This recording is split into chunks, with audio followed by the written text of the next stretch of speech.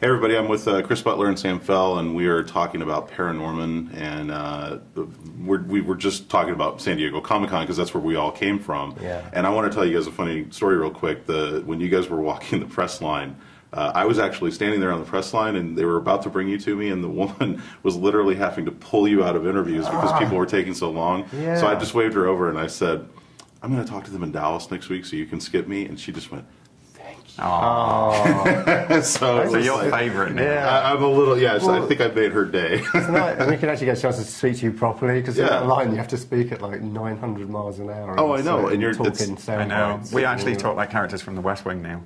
We just like, And we were also talking just a second ago about how this really is kind of the perfect movie for that crowd. But you know, I think one of the reasons, like, I think of a person like myself who grew up watching not only, you know, kids films, but like horror films and things like that. I'm a big horror film junkie, and it seems to me like those people that grew up and became parents, now they have something they can take their kids to and really enjoy it. Yeah, absolutely. Yeah. that's the idea. Yeah, We say that's the idea, but really it's...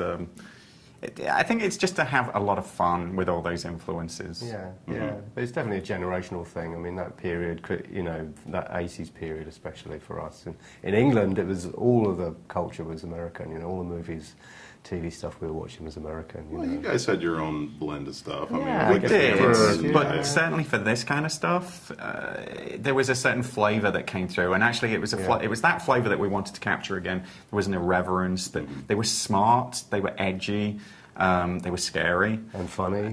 But they were still family movies, and they were the movies that made me do this as a career. They were the movies that really inspired me, and we want this to inspire people, you know. Yeah.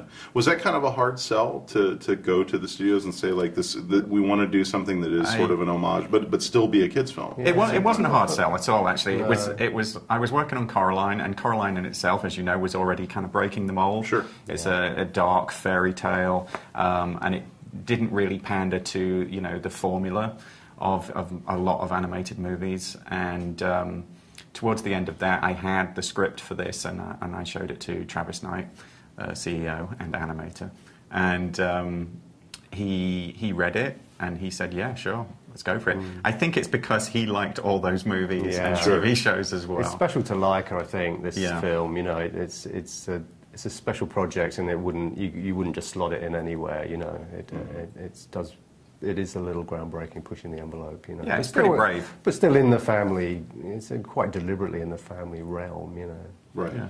Now, you both come from a background of working on animated features and things like that. Talk about when you're working together, the collaboration that goes on with that. I mean, are there any frustrations that come with that, or do you guys did you find that you gelled together? I want dirt. Come on, give me some dirt. I want to know what really happened. We don't have dirt. It's just a shame. But the process went like this. Chris had spent plenty of time working on it, years, and had already figured a lot of it out. So when I came to it, it was so complete, I knew I liked it. You know what I mean? It was like, I like the influences he was talking about, I like the dialogue, I like the characters. So it wasn't like, I didn't come to it needing to fix it.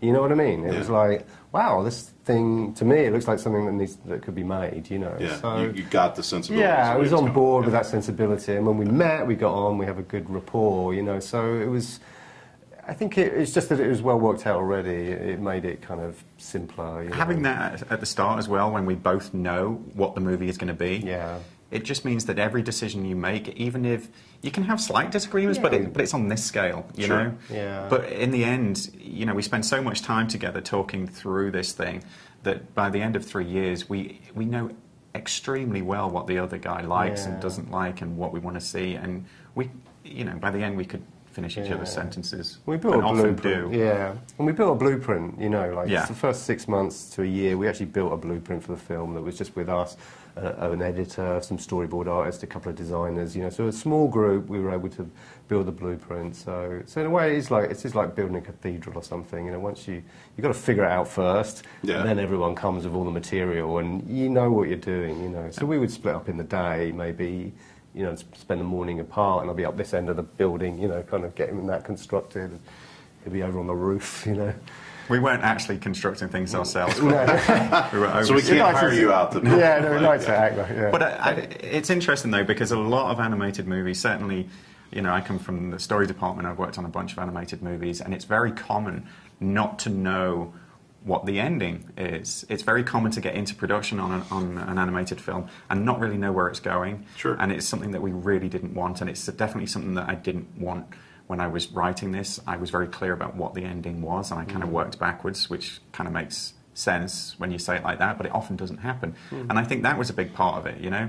We knew what we were working towards. We didn't have some huge meltdown where we threw everything out and started again. It was, we knew what story we were telling. Yeah, well, it was the nuances then, wasn't it? And the, Yeah. the structure of it and just how it played as a movie more. Yeah. How long in total was it? 3 years total? Yeah. 3 years? Do you think? It was a year of development, almost, and then 2.5 years of production, and then about somewhere between 12 and 16 years writing. That's amazing. Not all the time. Right, every sure. day, Like, get up, start at 6. Every chance you get, yeah. But see, that's amazing. Like, people, I think, sometimes don't realize that just how hard it is to get a movie made and the length of time that goes into the creative process. It's funny, you know, often people marvel at how the painstaking process of animation. 2.5 years isn't so bad these days, actually, to get a movie made. And, you know, Some of those old Disney films took... Actually, there's live-action films that have been in development for 10 years, 15 years. You know, like Moneyball was in development for like 12 years before it got made. You know? So it's not. And then there's those films that aggravate you that get done in like 6 months. And you're like, you guys get a break, and everybody else has to work so hard. Last thing I want to ask you about is talk a little bit about, you have a great voice cast, really great mix of, and to me, I think, you know, the thing that makes animation films work, it's not just the style and everything, it's the right mix of every element, and bringing these guys together. I mean, I got to talk to Anna and Chris and Cody, and they were so fun. Yeah, you know, and it seems like they were just into the whole idea of this. Yes, absolutely. I think the approach that we had was that we wanted to get a certain musicality in the voices, how they work together, because a big part of this, it has a live action sensibility in that there's characters talking over each other, there's a lot of rapid fire dialogue. It's very dialogue based, it's very character based, so we had to make sure that all those voices work together. And it wasn't any kind of gimmick casting. We picked the voices according to the character. We literally had a drawing of the character and listened to clips of the actors. And it was of the actors doing interviews. It wasn't necessarily them performing, because we wanted them to be as naturalistic as possible. So we built our cast, before we went out to any of them, we built our cast as a group and then went out to them all at once. Very lucky that they all said yes. You know. I guess they liked it. Yeah, but yeah, you're right, and lots of them tried for the unexpected, you know, like Chris Mintz-Plasse as a bully. Not the obvious choice, but, you know, of course, he's not an obvious bully, as you know if you've seen the film. You know, nothing is what it seems. Even the appearance and everything is just so completely different from what you would expect. It's not really what it's about.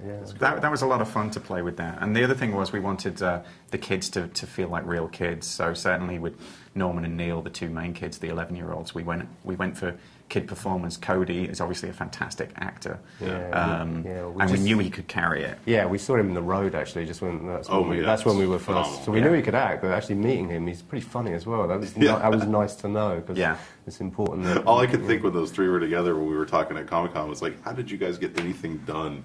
They just seem like such jokesters. No, they are. But obviously they had good chemistry, and that's really what matters. And we got a lot of good stuff out of that as well. Yeah, and we put them together as often as possible. We'd record them together, so you get those little mistakes. And, very cool. What's up next for you guys? Just relaxation? A little bit of relaxation. You know, we just got to take a little time off. Just got want to get the film out there now. You know, now we've made it. We really want to make sure everyone gets to see it. And spend some time outside. Which is outside of an enclosed a place with windows would do. You know. Chris Butler and Sam Feller, everybody check out Paranorman.